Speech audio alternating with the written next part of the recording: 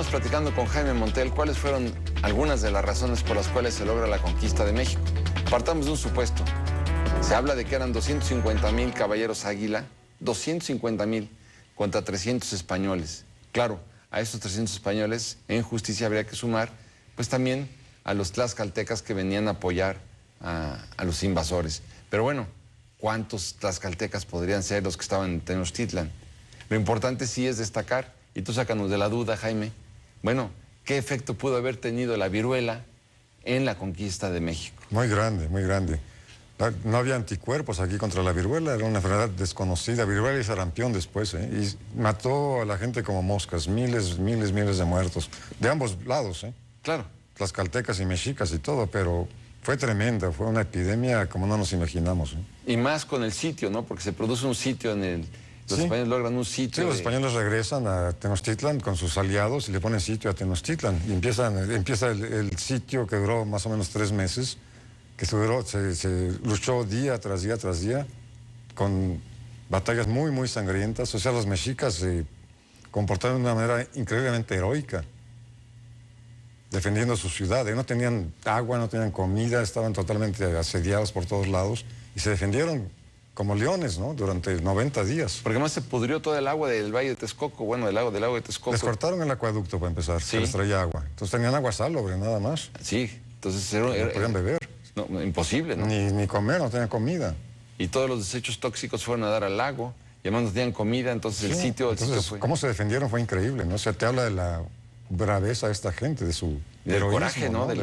Hasta el último momento. Sentido de la dignidad. Luchando contra miles de guerreros. Y a todo eso súmale que en este sitio de Tenochtitlan, bueno, en este entorno también estaba la viruela. Claro, además. Que con la ciudad sitiada, pues todavía el problema era muchísimo mayor, ¿no? Entonces lo que tuvieron que hacer los españoles, sus aliados, es ir casa por casa, destruyendo casa por casa, para ir avanzando. Y por eso se destruyó toda la ciudad, finalmente. Porque resistieron hasta el último y tuvieron que destruir todo para vencerlos. Era un pueblo increíblemente bravo. Pero todo esto también se da gracias a también, vuelvo al punto, ¿no? Que Moctezuma Xocoyotzin los dejó entrar. Si como le dijo Cuitláhuac a Moctezuma, no los dejes entrar porque luego no los vas a poder sacar, y le hubiera hecho caso y le avientan a los 250,000 caballeros águila. No, pues los hubieran hecho polvo en ese momento. Polvo. Pero ¿qué hubiera pasado después? Yo no sé, porque hubieran regresado, obviamente. Pues con más fuerzas. No sé a lo larga qué hubiera pasado. Pues no sé si se los hubieran comido, ¿no? Para empezar. Porque eran caníbales, ¿no? Rituales, canibalismo ritual. ¿Ritual? Sí, entonces, sí. bueno, era muy difícil que volvieran.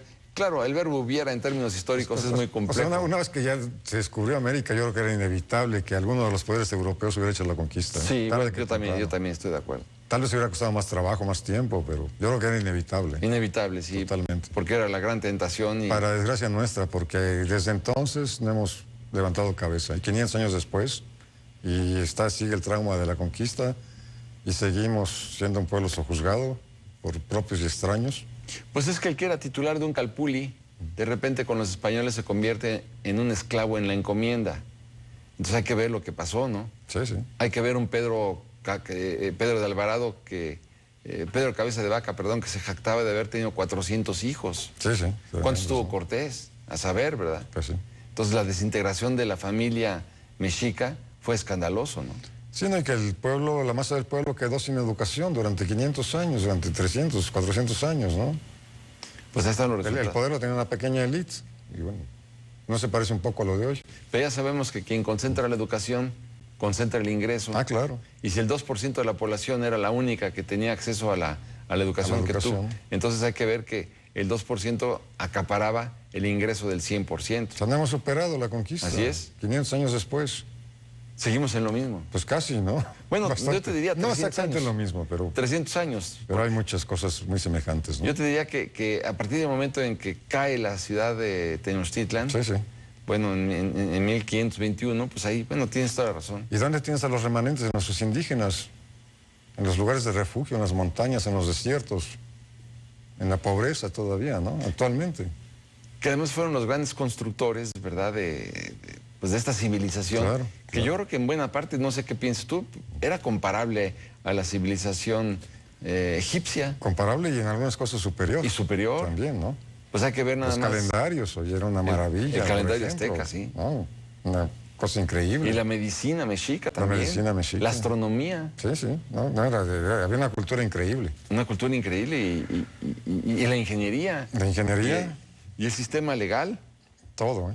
la poesía, las artes. Nada más que todo esto se destruyó. Se destruyó totalmente. se Bueno, lo descabezó. destruyeron los españoles presentes para poder Así es, decir. para poder ponerse en su lugar y dominar el país, ¿no? Es decir, la historia comienza a partir de la llegada de los españoles. Así es. Y bueno, pues nosotros perdimos un gran Perdimos un gran acervo cultural. acervo cultural. Un gran acervo que medio se está recuperando, pero no totalmente todavía. ¿Y cómo se recupera? A través de los códices, me imagino, ¿verdad? A través de los códices, bueno, después ya las investigaciones arqueológicas y todo esto, ¿no?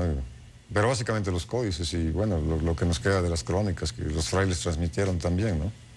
Porque era una grandeza impresionante, ¿no? Digo, yo no me puedo imaginar lo que hubiera, la cara que iba a poner Cortés cuando empezó a caminar por la calzada. Bueno, Bernal lo describe, ¿eh? Cuando pasaron por el paso de Cortés por los volcanes que vieron por primera vez Tenochtitlan. Lo escribe en su historia. Sí. Era como un sueño. Era como una cosa salida de las novelas de Amadís de Gaula, ¿no? Que era lo que salía en aquel tiempo. Increíble, ¿no? Esta ciudad allí en medio de los lagos tan hermosa. Y me acuerdo parecía una ilusión total, ¿no? en una de las cartas de relación que manda Hernán Cortés a Carlos V, ahí dice que desde el paso de Cortés él pudo ver 3 gigantescos espejos de agua. Ajá, los lagos. Uno era el lago de Texcoco, el lago de Xochimilco y el lago de Chalco. Sí, sí. Hay que ver de toda esa riqueza. Ah, y cuenta que hay 40 ríos navegables en Tenochtitlan. 40 ríos. Bueno, tienes el río de la Piedad, el río de los Remedios, el río San Joaquín, Sí, el río olvídate. Churubusco.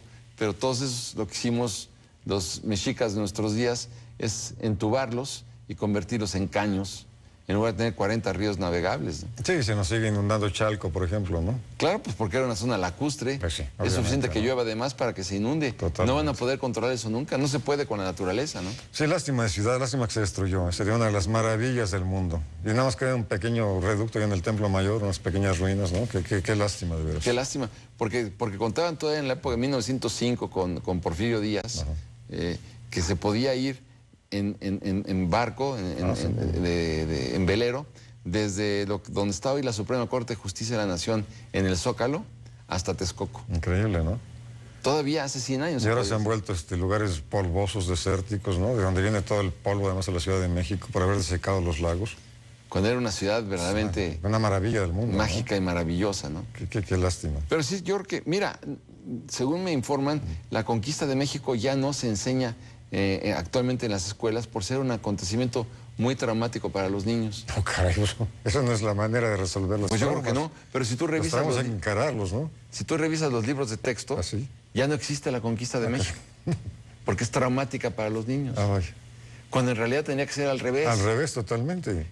Ahora, por ejemplo, tú vas a Alemania y en Alemania a los niños en las escuelas, en segundo, tercero y cuarto y quinto de primaria, les pasan videos del Holocausto, Claro. donde ves que un trascabo mueve... Para que no se repita, 50, ¿no? claro, Sí, para que no se repita. Nunca más. Esto que hicieron nuestros abuelos, no queremos que jamás se repita y quiero que lo vean porque les vamos a preguntar de esto en los No, y exámenes. además cualquier psicólogo te va a decir que la manera de encarar un trauma es analizarlo y enfrentarlo, no ocultarlo, ignorarlo. Ah, pues no, ahora las No, autoridades educativas de este país dijeron que la conquista de México no existió. Pues bueno, a lo mejor no se quiere que haya una conciencia de todo esto.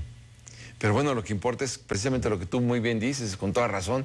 Cuando tú vas al psicólogo, lo primero que haces es hablar y explayarte y comentar. Analizarlo. Claro, para poderte desahogar. Sí, claro. Sin embargo, mientras más nos callemos, menos entendemos. Y mientras menos entendamos, pues más nos extraviamos y más nos confundimos. Por eso es tan importante estos libros que tú escribes, Jaime.